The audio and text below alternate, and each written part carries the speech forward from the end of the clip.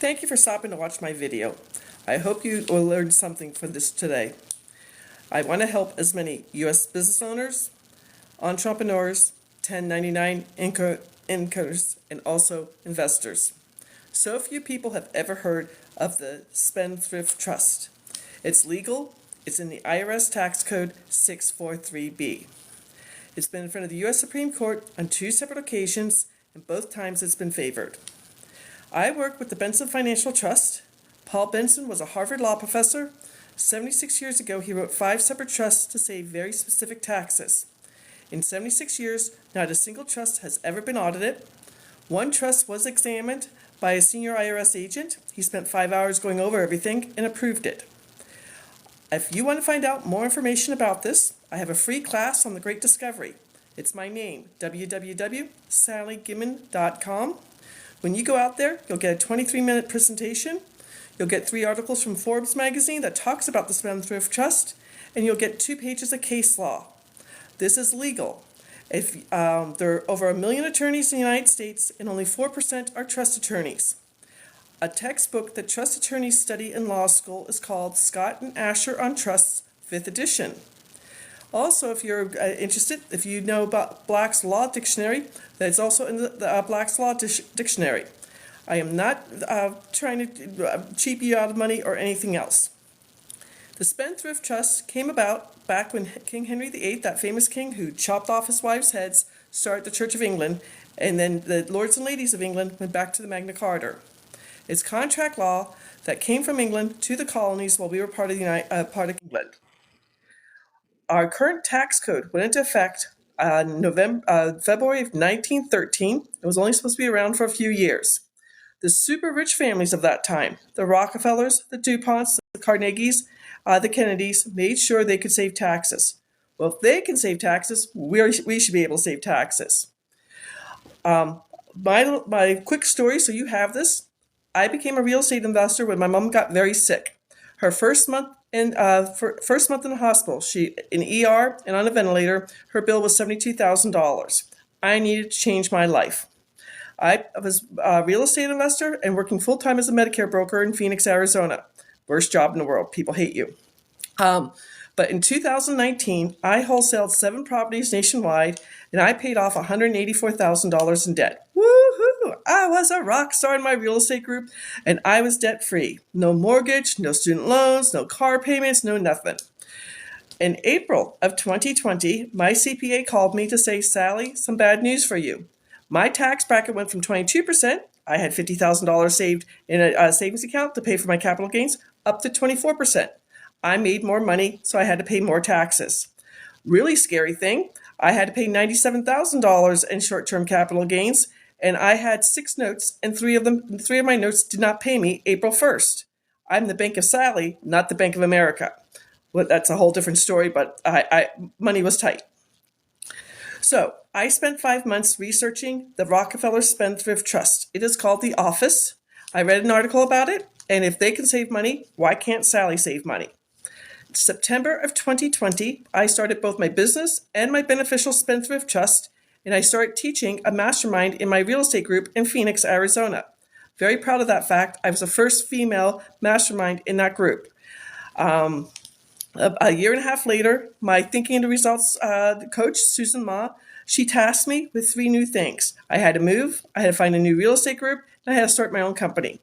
So I started thetrustisyou.com in March of 2022, and I now work with U.S. business owners, entrepreneurs, and 1099 income earners who are making at least $80,000 a year. They will save at least 90% on their federal income taxes, and in 43 states no longer pay state income taxes. Some of my clients are saving thousands and thousands of dollars. Here's an example for you. He's an RV salesman in California. In 2023, he was making about $200,000 a year. His wife, they filed jointly, and his wife is a stay-at-home mom.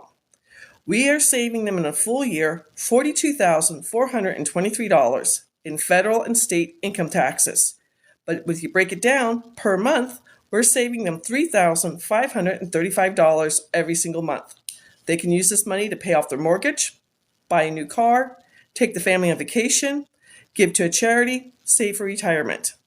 It's legal. It's in the IRS Tax Code 643B. If you Google Tax Code 643B, you will find an opinion letter from the IRS September 11th, 2018, where they say they don't approve or they don't like the Spendthrift Trust. That's okay. The IRS cannot change the tax code. Only Congress can change the tax code. I'm not trying to say anything negative about our government, but they're not doing very much, and it's not on their agenda right now. Now, as I said, Paul Benson wrote 5 different trusts, and there's 4 ways a trust is going to save you money. Let me go over these first before I go to the next one. First, you're going to save taxes year after year, generation after generation. The full name of the trust is Irrevocable, Complex, Discretionary, Non-Grantor Trust.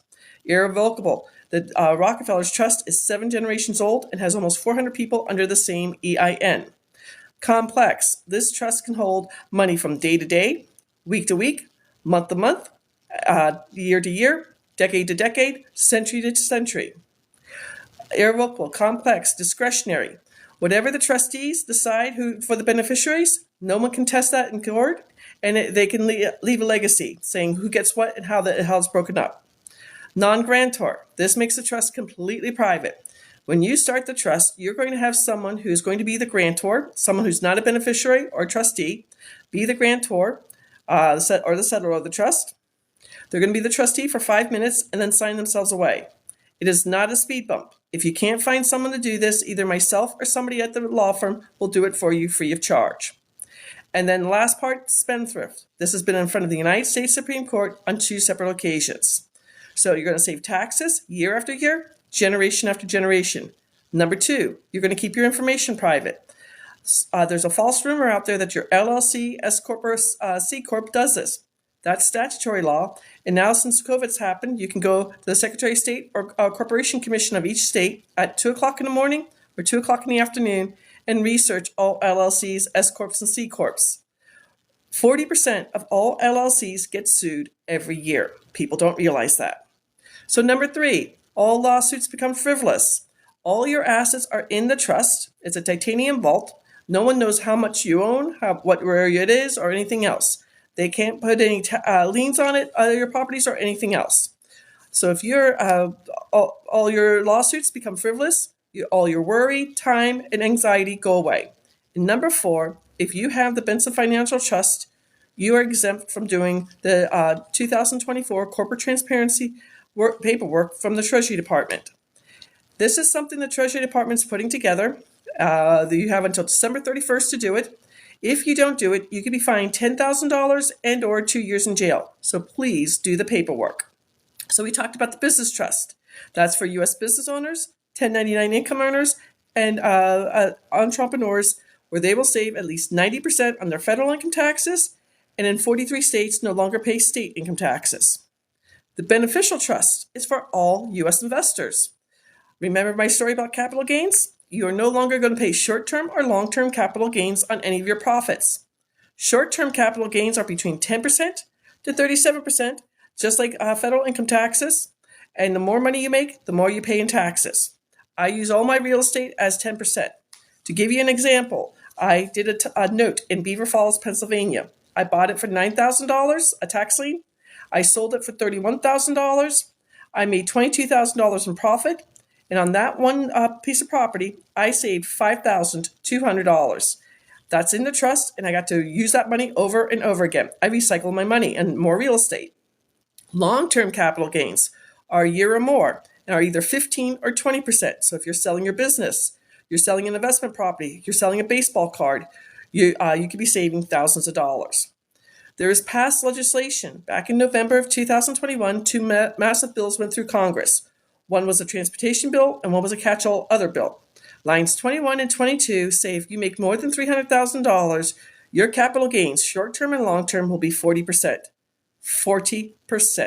Yikes. That's why you need the trust. Second tax you'll save is interest income taxes. If you're a passive investor, if you're in mutual funds, if you are in a REIT, if you are doing subject to real estate, the BRRRR strategy, I personally have notes. I told you that. Creative financing or seller financing. Again, this is taxed between 10% to 37%, depending on your tax brackets. Third tax you'll save, dividend income taxes. So if you're in the stock market, a stock market investor, you're a day trader, you're doing commodities trading, futures trading, binary options trading, or you're living off of dividend income taxes. Again, tax between 10% to 37%. You'll be saving this every single quarter and everything else. Fourth tax you'll save, rental income taxes. Yes, you can take depreciation. Yes, you can do cost averaging. Remember, your information is completely private, and if the renter's dog gets out and bites someone, they can't come after you. All lawsuits become frivolous. So if you have your short-term rentals like Airbnb or vacation rentals, 5 doors, 10 doors, 20 doors, maybe you got commercial property, multifamily property, or maybe you're doing arbitrage. Again, you could be saving thousands of dollars. And the fifth tax you'll save is royalty income taxes. So if you have talent, like an actor, an actress, an author, an artist, you're in the NFT world, if you have copyrights, patents, you could be saving that. Royalty income taxes a little bit less, from 10% to 35%. So that's the beneficial trust. The business trust, business owners, entrepreneurs, and 1099 income earners. The beneficial trust for investors. Then the third trust that Paul Benson wrote is the senior trust. Anybody over 65 making too much money and affecting their Part B of Medicare. It's called IRMA. I have a few people doing that. The fourth trust is a charitable trust, 501c3 companies. And the fifth trust is mineral rights. I only have sold one mineral rights trust. One of my clients, who's a real estate investor, inherited his granddad's horse farm in Oklahoma with 6 oil wells. If you would like to get more information, again, my free class is www.sallygimmin.com. My website is a squeeze page, www.thetrustisyou.com. On Mondays at 4 p.m., I go live on Zoom to do a question and answer. If you'd like to join, please reach out to me. Take care, have a beautiful day, and enjoy your weekend.